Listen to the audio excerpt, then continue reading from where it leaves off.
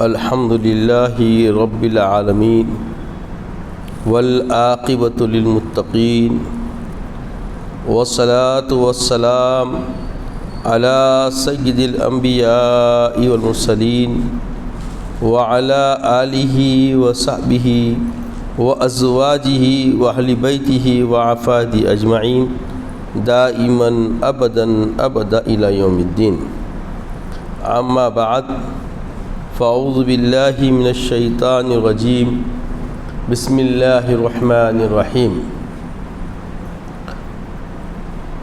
کنت خیر امہ اخرجت للناس تعمرون بالمعروف وتنہون عن المنکر. صدق اللہ العظیم وصدق رسولہ النبی الامین الکریم من الشاہدین والشاکرین. تمام تعریف اللہ رب العزت کے لیے سزاوار ہے جو ساری خلقت کا پالنہار ہے، جس کے دست قدرت میں کل جہاں کی بادشاہت ہے، جس نے پیدا کیا موت کو اور حیات کو، وہی سب کو جلا بخشتا ہے، وہی مفلسی سے تنگ دستی سے بے نیازی عطا فرماتا ہے، وہی جلاتا ہے اور مارتا ہے.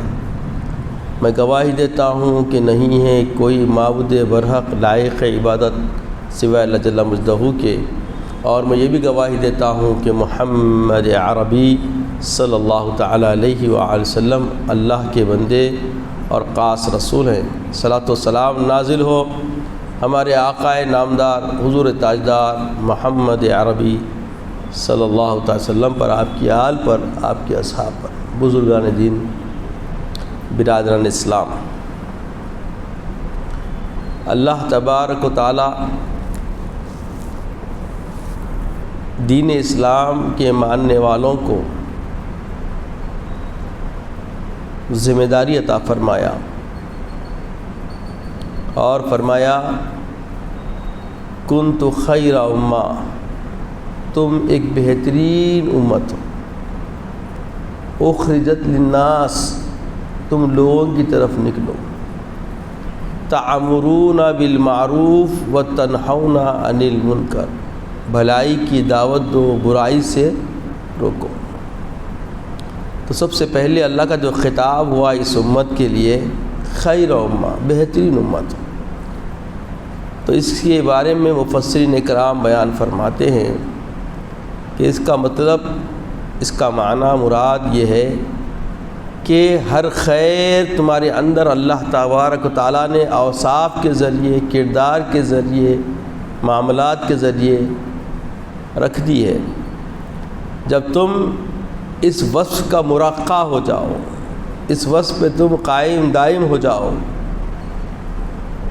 خیر تمہارے کردار سے، تمہاری گفتار سے، تمہارے معاملات سے ظہور پذیر ہو جائے، تو اب تمہاری ذمہ داری ہے کہ جو سراپا تم خیر بن گئے ہو، سراپا تم نمونے بندگی بن گئے ہو، اب تمہاری ذمہ داری بنتی ہے کہ تم لوگوں کی طرف نکلو اور ان کو بھلائی اور برائی کی تمیز ان کے سامنے رکھو، بھلائی کی دعوت دو اور برائی سے روکنے کے لیے ان کو ابھارو، مائل کرو، ان کے اندر دعوت کا کام کرو. تو عزیزو اور بزرگو، جیسا کہ آپ نے سنا یہ رجب کا مہینہ ہے، اور رجب کی نسبت رحمت للعالمین نے اللہ کی طرف فرما دی. یہ جو رجب، شعبان اور رمضان، یہ 3 مہینوں کی آپس میں اللہ کے حبیب علیہ الصلاۃ والسلام نے ایک ربط بیان فرمایا. رجب اللہ کا مہینہ ہے، شعبان میرا مہینہ ہے، رمضان میری امت کا مہینہ ہے، اور ایک روایت میں ہے کہ رمضان اللہ کا مہینہ ہے. تو عزیزوں اور بزرگوں، ایک تمثیل بیان کی جاتی ہے، علماء عارفین بیان کرتے ہیں کہ دیکھو کسان کیا کرتا ہے، سب سے پہلے زمین کو ناگر مار کے اس کو کھیتی باڑی کے لائق کرتا ہے، اور پھر بیج بوتا ہے، اس کے بعد اس کو پانی سے سیراب کرتا ہے، پانی وقتاً فوقتاً چھوڑتا ہے، اور پھر اس کے بعد موسم آتا ہے پھل لینے کا۔ تو پہلے ناگر مارنا، بیج بونا ہے، بیج جوتنا ہے، اور دوسرا کام زمین کی آبیاری ہے۔ اس کے بعد تیسرا نتیجہ آتا ہے کہ وہ پھل لینے کے قابل، اس کی محنت پوری ثمر آور ہو جاتی ہے، اس کی محنت پوری کیا ہوتی ہے؟ ثمر آور، ثمر پھل لینے کے قابل ہو جاتی ہے۔ تو علماء سالکین ربانیین بیان کرتے ہیں کہ رجب کا مہینہ کیا ہے؟ اعمال کی تطہیر کر کے، صالح اعمال کر کے، نیکیوں کے ذریعے اللہ کی بندگی میں اللہ کو راضی کرنے کے لیے گویا یہ بیج بونے کا مہینہ ہے۔ اس میں کثرت سے صالحیت کی طرف رجوع ہونا، کثرت سے عبادات کی طرف رجوع ہونا، اور نیک اعمال کرنا، اور اپنے آپ کو تیار کرنا، اپنے آپ کا جائزہ لے کے محاسبہ کر کے ہر کجی عمل سے نکل کر اللہ کو رضا طلبی کی طرف، اس راہ کی طرف گامزن ہو جانا، چل پڑنا، یہ رجب کے مہینے کا کام ہے۔ اور شعبان کے مہینے میں اپنی کوتاہیوں کی تلافی کرتے ہوئے ندامت کے آنسو بہا کر، آنسوؤں کے ذریعے یہ جو اعمال کیے ہیں، ان اعمال کو اللہ کی بارگاہ میں شرف قبولیت کے حصول کے لیے اشک بار ہونا، اور اپنے آنکھوں کے ذریعے نکلنے والے آنسوؤں سے اس عمل کے تحفظات کے لیے اس کی آبیاری کرنا۔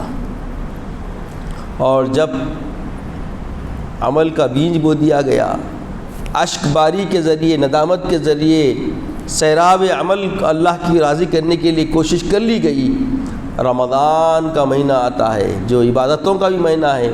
اس میں 100% اللہ کی طرف سے رضا جوئی طلب اور حاصل کرنے کا مہینہ ہے۔ تو گویا رمضان میں تم کو عبادات کے پھل ملیں گے، جس کی لذتوں کی چاشنی کا احساس ہر عمل پہ تم کو نصیب ہوگا۔ جیسے جیسے آپ عمل کرتے جائیں گے، اس کی احساسات اور اس کی لذت و چاشنی بالکل میسر ہوگی، اور آپ آگے بڑھتے چلے جائیں گے۔ تو رجب سے عمل کا کام شروع ہو گیا۔ عصر حاضر میں جو چیز ہمارے سامنے آتی ہے عزیز اور بزرگوں، وہ چیز کیا ہے؟ ہم خیر امت ہیں، اللہ کا خطاب ہے ہم کو۔ تو عصر حاضر میں ہو، ماضی میں ہو یا مستقبل میں ہو، عمل کے ذریعے ہم پہچانے جانے والے ہیں۔ جیسا علامہ اقبال فرماتے ہیں، عمل سے بنتی ہے جنت بھی جہنم بھی، خاکی اپنی فطرت میں نوری ہے نہ ناری ہے۔ عمل ہی ہے جس کے ذریعے ہماری زندگی اللہ کی بارگاہ میں کامیاب ہوگی۔ جب تک عمل نہیں ہے تو کوئی دعویٰ ہمارا سچا نہیں ہے۔ اگر کوئی یہ کرے، جیسا ابھی آپ تمثیل سنیں عارفین کی، کہ بیج بھی نہ بو، زمین کو سیراب بھی نہ کرے، اور موسم جب باہر فصل کا مہینہ آئے تو فصل کاٹنے چلا جائے، تو کیا فصل مل جائے گی اس کو بولیں گے عقل کے اندھے بیزار ہو جا۔ یہ کیسی، یہ امید کی بات ہی نہیں ہے، یہ کوئی ممکن ہی نہیں ہے ایسا۔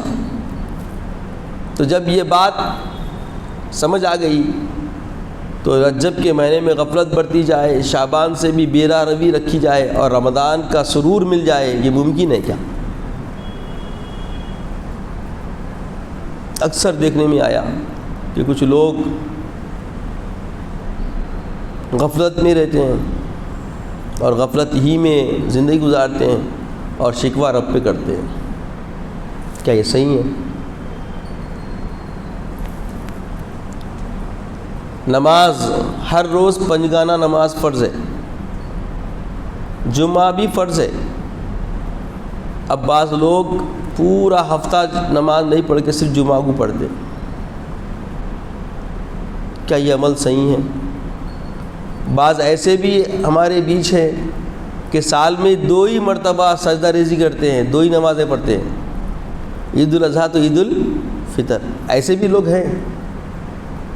مشاہدے میں اگر آپ لینا چاہیں, غور کریں تو مل جاتے ہیں.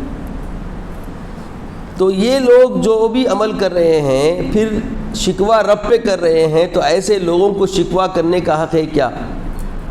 شکوہ یوں تو کر ہی نہیں سکتے آپ اللہ کی بارگاہ میں, کیونکہ اللہ کا جو فیصلہ ہوتا ہے وہ اپنے بندوں کے لیے خیر کا فیصلہ ہوتا ہے. اللہ سے بہتر فیصلہ کوئی کر ہی نہیں سکتا. اللہ کبھی بندوں پر ان کی طاقت سے زیادہ کوئی بوجھ نہیں ڈالتا, اتنا ہی ان کے ذمہ دیتا ہے جتنا بندے سنوار سکتے ہیں, سنبھال سکتے ہیں اور اپنا وقت اللہ کی بندگی میں گزار سکتے ہیں. طاقت سے بڑا بوجھ دے دے ہمارا رب ویسا ہے ہی نہیں. اپنے بندوں پہ بڑا رحیم ہے. وہ اس کی صفت ہی رحمان اور رحیم, مہربانیاں اس کی ہے. غفلتیں کر رہے ہیں اور اس کی نافرمانیاں کر رہے ہیں اور روگردانی کر رہے ہیں اور بے انتہا گناہوں کی طرف ہم چل پڑے ہیں, پھر بھی روزی روٹی ہماری چل رہی ہے اور اس میں کمی نہیں کر رہا ہے, نعمتوں میں کمی نہیں فرما رہا ہے. یہ مہربانی نہیں تو اور کیا ہے؟ یہ رب کی مہربانی نہیں ہے تو کیا ہے بولیے؟ تو اللہ تو مہربان ہے اور اس نے اپنا اعلان فرما دیا ہے, ان اللہ یغفر الذنوب جميعا, بے شک اللہ تبارک و تعالیٰ تمہارے تمام گناہوں کی تلافی فرما دے گا, معاف کر دے گا, مغفرت دے دے گا. یہ تو اس کی شان ہے. تیقن بھی دے رہا ہے کہ بے شک اللہ تبارک و تعالیٰ تمام گناہوں کو معاف کرنے والا ہے. بس کرنا کیا ہے؟ اس کی طرف رجوع ہونا ہے, اس کی طرف رجوع ہونا ہے. جس لقب سے اس نے پکارا ہے اس لقب کے اپنے آپ کو قابل بنانا ہے. کنت خیر امہ, تم بہترین امت. تو اب بہترین امت کلام سے بھی, نظر سے بھی, سماعت سے بھی, کردار سے بھی, ہر اعتبار سے جب ہم کو جانچا جائے, دیکھا جائے تو خیر نظر آنا. پہلے لوگ بینائی کرتے تھے, ٹیلی ویژن دیکھا کرتے تھے, تو ٹی وی پہ جو ہے منتخب چیزیں منتخب وقت کے ساتھ, منتخب ایام کے ساتھ نشر ہوا کرتی تھی اور اس میں بہت سارے ہمارے اہل اللہ لوگ بندوں کی حفاظت کے لیے متفکر ہوا کرتے تھے اور ان کے لیے کثرت سے دعائیں کرتے تھے کہ اللہ اس آنے والے یہ فساد و مفسدات چیزوں سے امت کی حفاظت فرما. اس کے بعد پھر اختیار میں آ گیا VCR بول کے, ہاں CD کا جو ہے نا ڈرائیو آ گیا کہ اپنی منشے مطابق آپ خود انتخاب کر کے لا کے چیزیں دیکھ سکتے تھے. اب ایک چیز ہاتھ میں آ گئی, فون. اب یہ سب کو مات دے دیا ہر اعتبار سے, چاہے وہ شہوتی ہو, چاہے وہ نفسیاتی ہو, چاہے وہ للہیت کی ہو, چاہے وہ فساد و مفسدانہ کردار کی ہو, چاہے وہ عبادات کی ہو. ہر چیز کو ایک ہی شے کے اندر ضم کر دیا گیا ہے, اس کا نام فون رکھ دیا گیا. اس کے ذریعے آپ اپنا پیغام دنیا کے کونے کونے تک پہنچا سکتے ہیں. ایک خیر کی بات ہے اس کے اندر.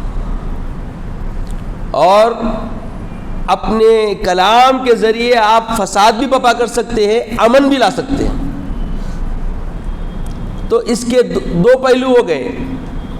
ایک پہلو انسانیت کی بربادی کا ہے, وہ بھی اس کے اندر ہے. ایک پہلو شر کا ہے, وہ بھی اس میں ہے. اور ایک پہلو خیر کا اور دعوت و اشاعت کا ہے, وہ بھی اس کے اندر ہے. اب اختیار بندے کا ہے کہ کس کا استعمال کیسا کرتا ہے۔ آپ دیکھیں عصر حاضر میں، اس دور میں، موجودہ دور میں جتنے بڑی لڑائیاں الیکٹرانک میڈیا کے ذریعے ہو رہی ہے، جتنا بڑا فساد اس کے ذریعے پھیلایا جا رہا ہے، سوشل میڈیا کے ذریعے ذہن سازی کی جا رہی ہے اور باطل کو ابھارا جا رہا ہے، حق کو پسپا کرنے کی کوشش کی جا رہی ہے،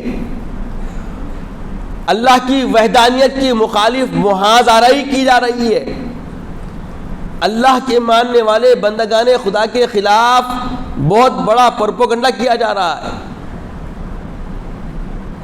اور جو حمایتی بن کر کام کر رہے ہیں ان کا اعتبار نہیں کے برابر ہے، جو مدافعت کرنا چاہتے ہیں ایسے لوگوں کی ان کا اعتبار نہیں کے برابر ہے، اور جو ایسے لوگوں کا سدباب کرنا چاہتے ہیں ان کا اعتبار بالکل کوئی شونیہ سے بھی کم، صفر سے بھی کم نظر آتا ہے۔ اور ہر انسان نفس کا شکار ہو جا رہا ہے اور نفس کا شکار ہو کر خسارے کی راہ پہ چل رہا ہے۔ تو امت مسلمہ کو کسی بھی خطے میں ہوں تو دنیا کے بیدارگی کی ضرورت ہے۔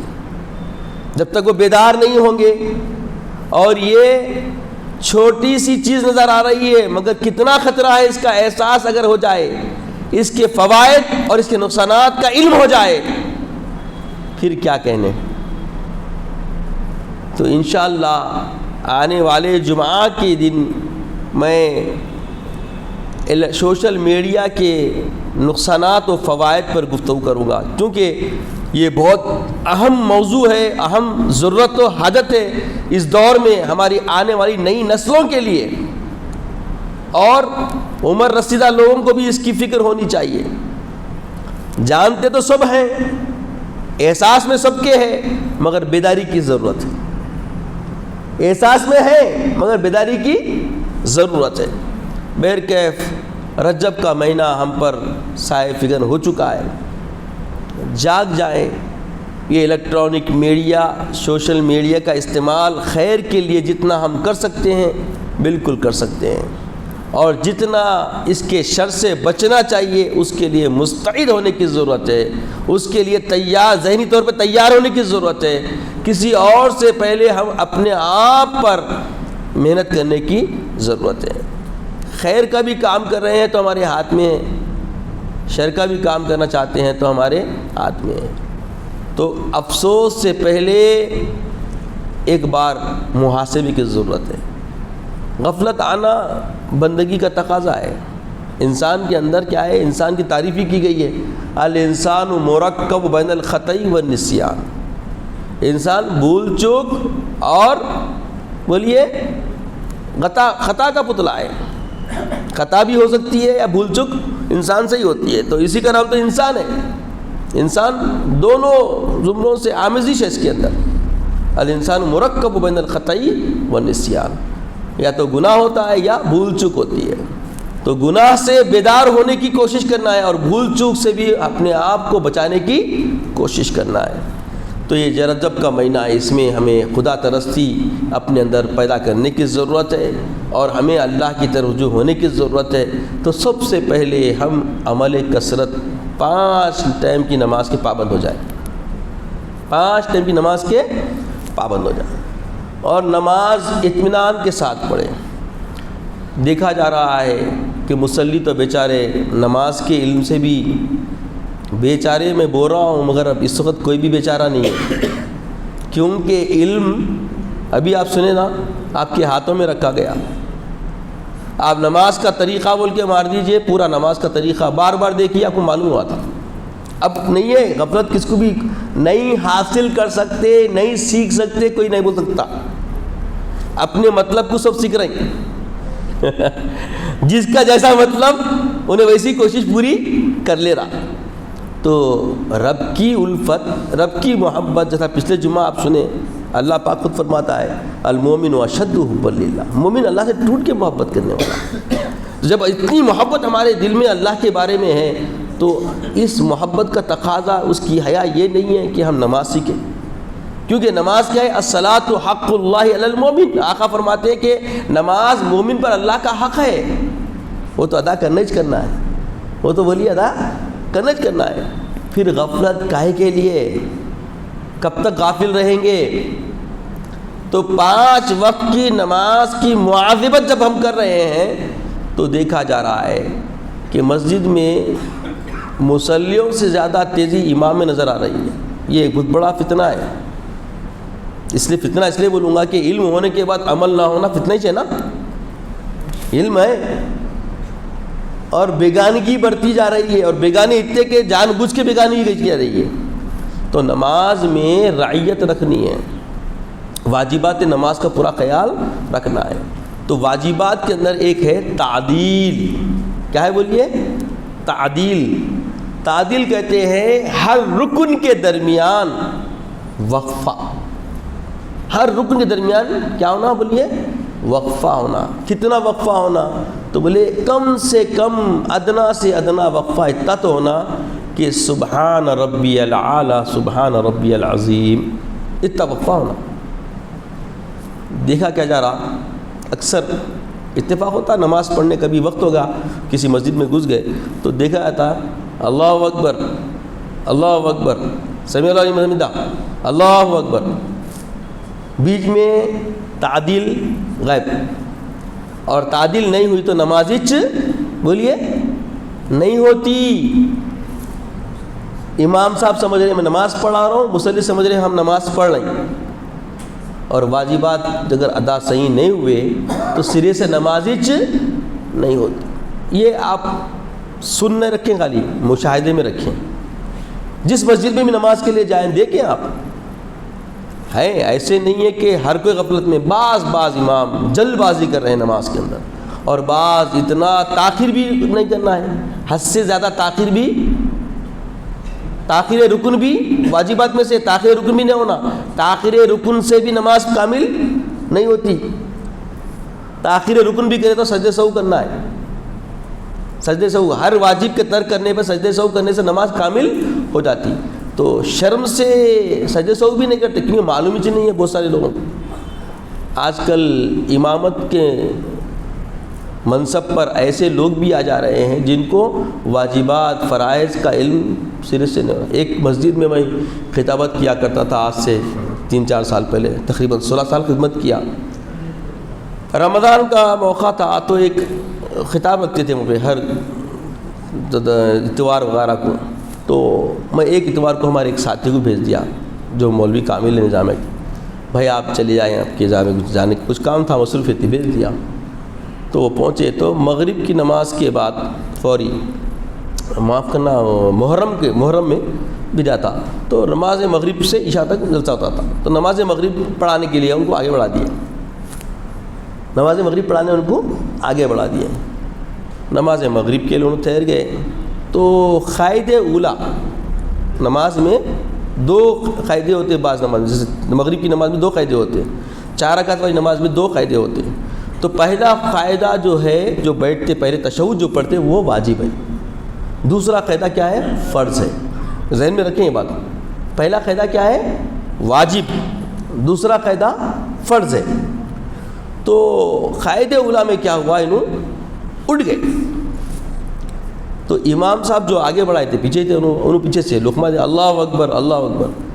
تو یاد رکھیں یہ بات، اگر کوئی قاعدہ چھوڑ کے اٹھ رہا ہے اور اٹھنے کی کیفیت پہ فیصلہ لینا ہے اس کو، اٹھنے کی کیفیت ہے. اگر آپ زمین کے قریب ہے، قاعدے کے قریب ہے تو بیٹھ جانا، اور اگر خیام کے قریب چلے گئے ہیں تو اب واپس آنے سے نمازی فاسد ہو جاتی، وہ چھوڑ دینا ہے، قاعدہ اولا کو چھوڑ دینا ہے. اب یا تو انہوں پورے کھڑے ہو گئے تھے تو انہوں واپس نہیں بیٹھے. اب امام صاحب بیٹھ گئے اللہ اکبر اللہ اکبر بولتے آ رہے ہیں تو پورے مصلیہ بھی امام کی اتباع میں بیٹھ گئے. امام وہ تو پیچھے رہنے والا امام، جو امام مقرر ہے وہ امام پیچھے مؤذن نہیں کر رہے، انہوں اقامت بولے، مہمان کو مصلی پہ چڑھا دیا. تو مہمان صاحب جو تھے مولوی کامل تھے، مسائل سے واقف تھے، انہوں کھڑے ہو گئے. نماز مکمل کر لی انہوں پوری، سب بیٹھے رہے ویسی. اس کے بعد سلام پھیر کے بولے دیکھیے میری نماز تو ہو گئی، اگر آپ لوگ میرے ساتھ اٹھ جاتے، میرے ساتھ سجدے سہو کر لیتے، قاعدہ اولیٰ واجب تھا، ترک ہو گیا تھا، آپ کی نماز بھی کامل ہوتی تھی، لہذا اب آپ لوگوں کو نماز کسی کو امام بنا کے نماز پڑھ لیجئے. تو امام صاحب بولے قاعدہ فرض ہے، آپ قاعدہ چھوڑ دیا، آپ کی مہربانی نہیں ہوئی. اس کے اوپر اتنا ناراض ہو گئے، اتنا ناراض ہو گئے، سارے مصلیاں ان کی تائید میں رہے. دیکھیے ایک امام کی غفلت، ایک امام کی ناواقفیت پورے مصلیوں کے بھی اندر بھی جہالت بھر دی، اور سارے لوگ بہرحال ناراض رہے. ان کو بیچاروں کو اہتمام بھی صحیح نہیں کرے، انہوں بیان کرے تو زبردستی کو اٹی کو بیٹھ گئے. سب چہروں سے محسوس ہوتے گیا کہ لوگ کہ پھر جمعہ میں جب میں یہ مسئلہ بتایا تو امام صاحب جب جا کے ان کے بزرگوں کے پاس معلوم کرے، بعد میں گچپ کھا لینا بولتے نا، ویسا گچپ کھا لیے، اعلان بھی نہیں کرے، وضاحت بھی نہیں کرے. آج تک وضاحت باقی ہے اس کی. اور مصلیاں بھی کمبخت ایسے ہے، کیونکہ غفلت کے ساتھ، غافل کے ساتھ پورا حمایت میں رہنا یہ کمبختی نہیں ہے. اور وہ علاقے کی ویسی چیز میں دیکھا، کیونکہ اتنی بد اخلاقی ہے اس علاقے کے اندر، میں کیا بتاؤں. بس پورے 16 سال محنت کے ان کو توجہ دلانے میں وقت نکل گیا، مگر بیدار نہیں ہوئے. 2 سال میں وہاں اہل خدمات شرعیہ کا درس دیا، مگر درس میں ندارت، گنتی کے وہی لوگ رہتے جس کو آ گیا، سیکھ گئے سے لوگ ہی رہتے تھے، کسی کو شوق نہیں، اتنی بیدارگی. تو یہ بات اس لیے نکالا کہ اب آپ کے ہاتھوں میں علم ہے، اب کسی مول صاحب کے اوپر الزام دینے کا بھی کوئی صورت آپ کے پاس نہیں ہے. آپ نماز کے لیے نماز کا طریقہ بول کے مارے تو طریقہ مل جاتا. اس کے بعد بھی اگر آپ نہیں سیکھے، واجبات سے واقف نہیں، نماز کے ارکان سے واقف نہیں، تو ایسی غفلت کا جواب دینا ہر فرد مومن پر اللہ محشر میں اللہ مواخذہ کرے گا، کوئی بخشے آنے والے نہیں. کسی کو راہ فراری کی چھوٹ نہیں ہے. پہلے بولتے تھے علماء کیا کر رہی، امام صاحب نہیں سکھا رہی، مؤذن صاحب نہیں بتا رہی، ڈھکل دیتے تھے. اب ڈھکلنے کا کوئی چانس بولیے نہیں ہے، آپ بچ ہی نہیں سکتے اب آپ.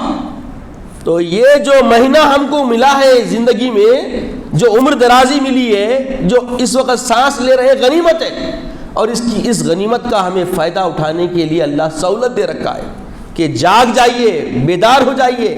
کیونکہ اللہ تبارک و تعالی ہمیں جو لقب دیا ہے کنت خیر امہ، تو سب سے پہلے خیر ہمیں اپنے کردار میں، اپنے اخلاق میں، اپنے معاملات میں، ہر اعتبار سے ہمیں تیار ہونا ہے. حکم یہی ہے کہ ہر خیر ہم جمع کر لیں اپنے اندر.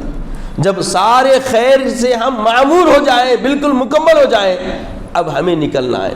کدھر نکلنا ہے؟ حکم ہے اخرجت للناس، اب تم لوگوں کی طرف نکلو. تو کیسے لوگوں کی طرف؟ جو غفلت میں پڑے ہوئے ہیں، جنہیں نماز نہیں آتی، تو اخلاقی دائرے کے ذریعے، ان کو حسن عمل کے ذریعے، اچھی مٹھاس کے ذریعے ان کے اندر ایک تشنگی لا کر ان کو دے دو. پہلے خود ہم سیکھیں اور پھر دوسروں کو سکھائیں، خیر کی دعوت دیں اور برائی سے روکیں. تو برائی سے روکنے کے لیے آپ کو ڈانٹنے کی صلاحیت نہیں دی گئی. دیکھیے کیا اچھا طریقہ ہے کہ اللہ تبارک و تعالیٰ اپنے حبیب سے خطاب فرمایا، اے حبیب پاک صلی اللہ علیہ وسلم، ادعو الی سبیل ربک بالحکمت والموعظۃ الحسنہ، آپ رب کی دعوت دیجیے، رب کی طرف لوگوں کو بلائیے، اچھی نصیحت کے ذریعے، حکمت کے ذریعے. دیکھیے پہلا جو آپشن رکھا گیا، اچھی حکمت کے ذریعے اور اچھی نصیحت کے ذریعے. تو یہ اچھی نصیحت اور حکمت کا پہلو تبھی ہمارے اندر آئے گا جب ہم اپنے آپ کو سنواریں گے، اپنے آپ کو سینچیں گے، اپنے آپ کو تیار کریں گے. سراپا ہم اپنے آپ کو تیار کر کے جب ہم پیش ہوں گے تو کوئی بھی سنے گا، کوئی بھی سماعت کرے گا، کوئی بھی توجہ لے گا. آج ہماری بات سنی نہیں جا رہی. اس کی وجہ ہم کیا سمجھتے ہیں؟ اب بہت ساری باتیں چل رہی، بھٹکایا جا رہا، بالکل بھٹکایا جا رہا، انکار نہیں ہے، وہ اپنا کام کر رہی ہیں، ہم اپنا کام کرنا چاہیے. اور ہمارے کام کے اندر کوتاہی نہیں رہی تو لوگ سنتے، اپنے آپ پہ ہم صحیح محنت کر لیے تو لوگ سمجھتے. ہم اپنے آپ پہ محنت نہیں کریں گے، اپنے آپ کو تیار نہیں کریں گے، اپنے آپ کو نمونہ نہیں بنائیں گے، تو اس نمونے کو لوگ کیا دیکھیں گے؟ نمونہ بنا دیں گے، پھر حقیقی نمونہ بنا دیں گے۔ آج ہم نمونے بنے ہوئے ہیں آج دنیا میں۔ دیکھیے آپ، جبکہ اسلام امن کا پیغام لے کے آیا، سلامتی کا پیغام لے کے آیا، ساری دنیا انسانیت کو بھول چکی تھی، شارع اسلام رحمت للعالمین صلی اللہ تعالیٰ علیہ وآلہ وسلم نے سب سے پہلے جو صحیح محنت کی ہے، انسانیت کو انسانیت سے آشنا کروانے کی محنت کی، انسانیت سے انسانیت کو ملانے کی محنت کی، تبھی تو ساری انسانیت مانی آپ کو۔ آپ کی حیات طیبہ میں دیکھیے، آپ ہر دشمن کو آپ معاف عفو درگزر کرتے ہوئے نظر آتے ہیں۔ اس سے بڑی اور کیا مثال ہونا کہ فتح مکہ کے لیے کوئی سعی نہیں کی گئی، کوئی تلوار بازی نہیں کی گئی، جبکہ یہ وطن تھا، وطن عزیز تھا، یہاں سے نکلوا دیا گیا تھا، مال و اسباب لوٹ لیا گیا تھا۔ ایسے ظالموں کو امن اور سلامتی کا پیغام دے کر انہیں محفوظ کر دیا گیا، ان کو امن دیا گیا۔ اس سے بڑی مثال پوری دنیا میں کیا ہو سکتی ہے؟ ایسے اسلام کو آج، ایسے اسلام کے ماننے والوں کو آج دنیا کیا نام دے رہی ہے؟ وجہ کیا ہے؟ علت کیا ہے؟ اسباب ایسے کیا ہیں جس کی وجہ سے لوگ بھی مان رہے ہیں؟ اس وقت دیکھیے آپ ذرا پورے عالم اسلام کے اوپر نظر اٹھائیے، پوری دنیا گلوبل کی طرف دیکھیے کیا چل رہا، کیوں کہا جا رہا ہے؟ سب سے پہلی بات، ہم غفلت میں ہیں۔ سب سے پہلی بات، ہم پہ جو الزام ہمیں آتا ہے، ہمیں قبول کرنے کے لیے بھی ایک گھڑی نہیں لگے گی، ہم غفلت میں ہیں۔ ہر فرد مومن کو، ہر فرد مسلمان کو جاگنے کی ضرورت ہے۔ تو اللہ کے حبیب علیہ الصلاۃ والسلام کی تعلیم ہے کہ رجب اللہ کا مہینہ ہے، اس کی نسبت ذات الہ کی طرف ہے، تو فوری اللہ کی محبت میں، جیسا اللہ فرماتا ہے المؤمن اشد حبا للہ، مومن اللہ سے ٹوٹ کے محبت کرنے والا تھا۔ تو یہ ٹوٹ کے محبت کرنے والی کیفیت ہمارے اندر آنی چاہیے، لانی چاہیے، بیدار کرنے کی ضرورت ہے۔ یہ ہے قدرت نے رکھ دی اس کے اندر، ہمارے جسم کے اندر، ہماری روح کے اندر، ہمیں اس کو بیدار کرنے کی ضرورت ہے۔ یہی طریقہ صحابہ اکرام کا رہا، تابعین، طب تابعین کا رہا، سلف صالحین کا رہا کہ رجب آتا تو یہاں سے رمضان کی تیاری شروع ہوتی۔ ہر کوئی اپنے اپنے اعمال کی طرف دیکھتا کہ ہماری سے کوئی کوتاہی تو نہ ہو رہی۔ نماز کی پابندی، سنتوں کے اہتمام، سنتوں کا اہتمام کے اندر بہت مستعد ہوئے تھے، ہر چیز کو اپنے آپ کو سنوارنے میں لگائے تھے۔ پھر شعبان میں اشبار ہو جاتے، اللہ کو گڑ گڑا کے گریہ وزاری کے ذریعے بولتے کہ مولا غفلت سے بیداری عطا فرما، ہم جو بیدار ہو گئے اسے قبول فرما، ہماری عبادات کو قبول فرما، اور راہ راست ہمارے کو عطا فرما، اور سیدھے راہ پہ چلنے کی ہمیں توفیق عطا فرما، خیر کا فیصلہ فرما، خیر خائی کرنے والا بندہ بنا۔ دعائیں شروع کر دیتے، اور دیکھتے ہی دیکھتے ان کی زندگی ہمارے نمونہ بن گئی۔ تو اللہ تعالیٰ سے ہماری دعا ہے کہ اے بار الہ ہمیں نیک توفیق عطا فرما، مولا جیسے تو نے ہمارے اسلاف کو سنورنے کا موقع عطا فرمایا، مولا ہمیں بھی موقع عطا فرما، اور جو موقع ہمیں مل گیا ہے موقع، اس کو غنیمت سمجھنے کی توفیق عطا فرما، وہ صلاحیت، وہ تفہیم، وہ فکر سلیم ہمیں عطا فرما، مولا ہمیں عزت کی اسلام کی زندگی عطا فرما، مولا ہمیں اپنے مقبولین بندوں میں شامل فرما، مولا شہادت کی موت عطا فرما، عزت کی اسلام کی زندگی عطا فرما، خاتمہ بالخیر فرما، وقت نزا کلمہ طیبہ عطا فرما، اپنے حبیب پاک صلی اللہ علیہ وسلم کا دیدار عطا فرما۔ سبحان اللہ و بحمدہ، سبحان اللہ العظیم، والحمد للہ رب العالمین۔